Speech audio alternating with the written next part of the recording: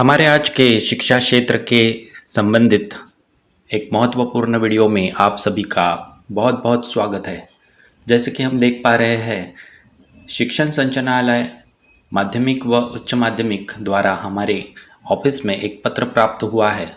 इसे पट पड़तानी 2025-26 ऐसा नाम दिया गया है।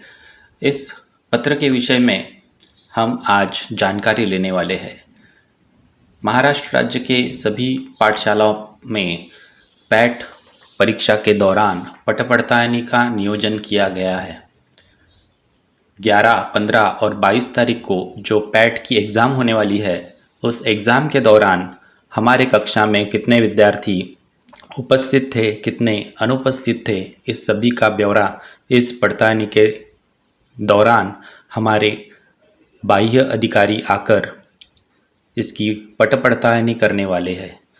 तो अब हम अपने मोबाइल से जानने वाले हैं कि लाइव डेमोस्ट्रेशन किस तरह होने वाला है।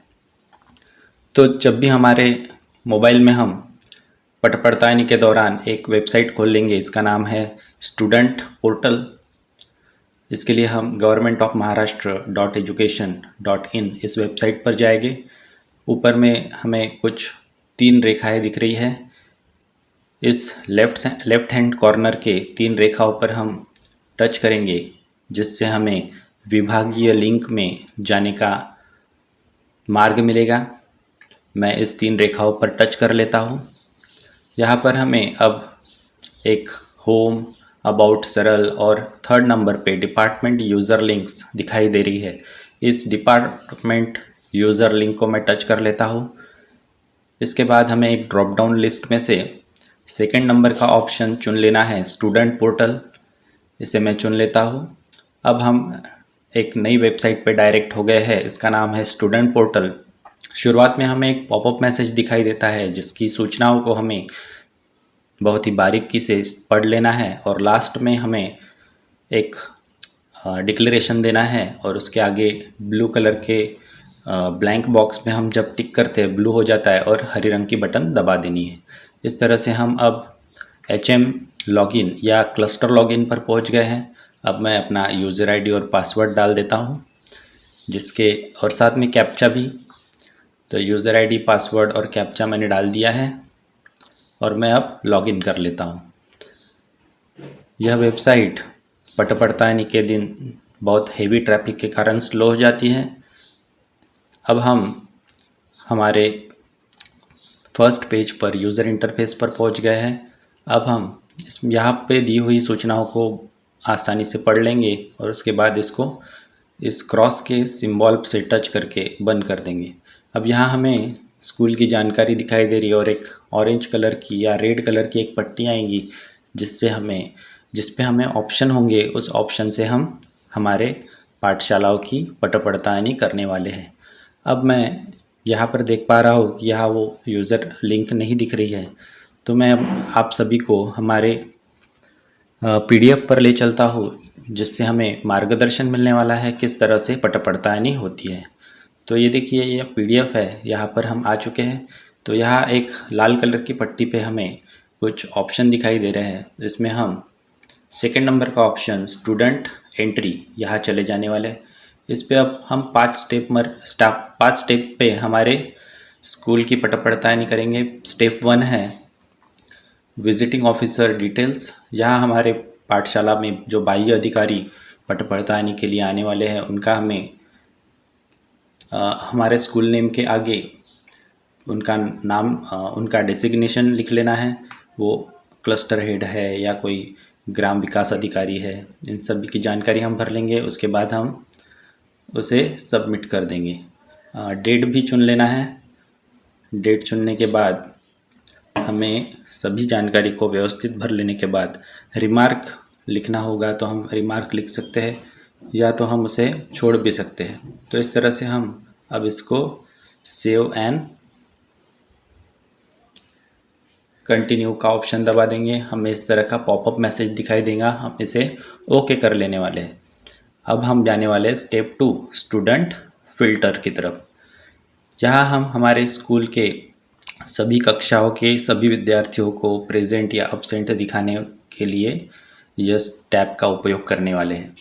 यहाँ हमें हमारे स्कूल का कोड दिखाई देगा, उसके आगे हम हमारा ऑफिस डिपार्टमेंट लिखा हुआ है।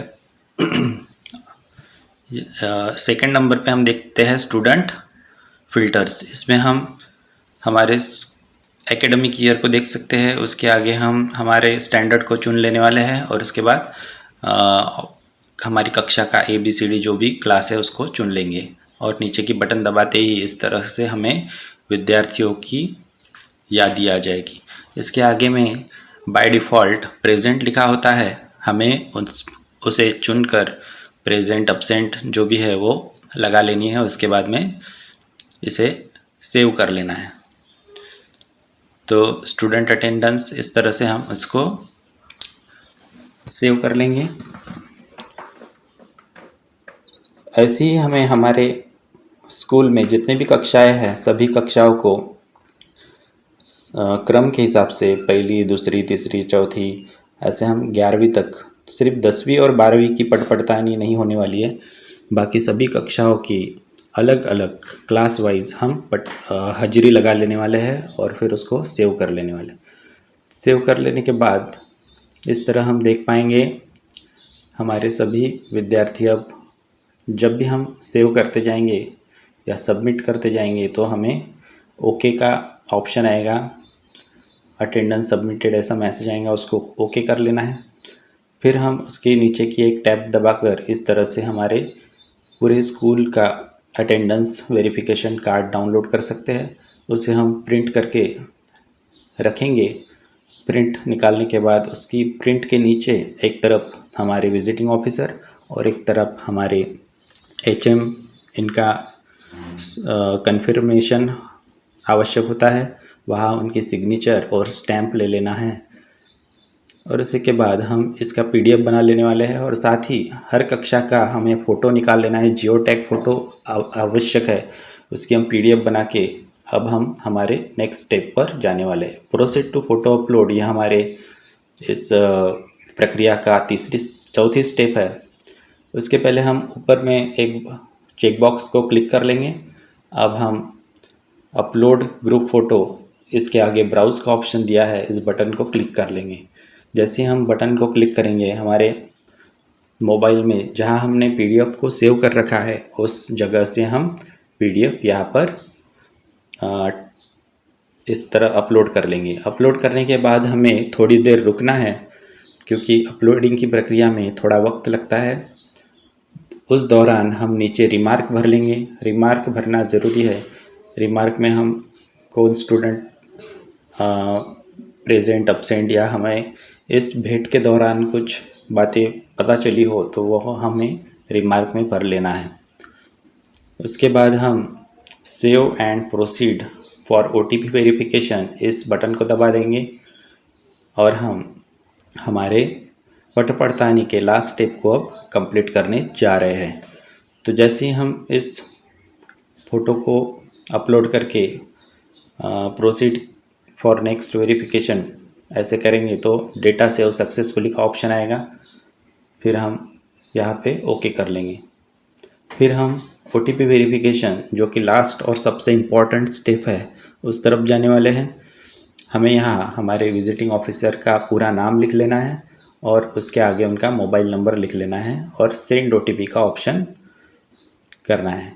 उसके बाद एक बार हमारे मोबाइल पर OTP आ जाए तो वो OTP वहाँ पर आगे में डालकर हम उसको वेरीफाई करने के लिए वेरीफाई का ऑप्शन दबा देंगे। तो आफ्टर OTP वेरिफिकेशन हमें एक पॉपअप मैसेज दिखाई देगा, ओके कर लेना है। उसी तरह से हमें OTP वेरीफाइड सक्सेसफुली का मैसेज आएगा, उसको भी हम इस तरह से ओके कर लेंगे। इस तरह से हमारे जैसे ही हम OTP वेरिफिकेशन का मैसेज OTP डालेंगे तो हमारी पूरी स्क्रीन ब्लर हो जाती है। सिर्फ एक ही बटन सेव एंड प्रीव्यू का ऑप्शन, वो PDF डाउनलोड का ऑप्शन आता है, उसको हम टच कर लेंगे। हमारे स्कूल की इस तरह से एक रिपोर्ट कार्ड डाउनलोड हो जाएंगी और इस पर OTP वेरीफाइड पटपड़तानी की रिपोर्ट आ जाएंगी। इस रिपोर्ट को हमें संभाल के रखना है। इस तरह से हमारे पाठशाला की पटपड़तानी पूरी होने वाली है। इस तरह के जानकारीपूर्ण वीडियो को देखने के लिए हमारे चैनल को सब्सक्राइब कीजिए और इस तरह हमारे वीडियो को सपोर्ट कीजिए। धन्यवाद।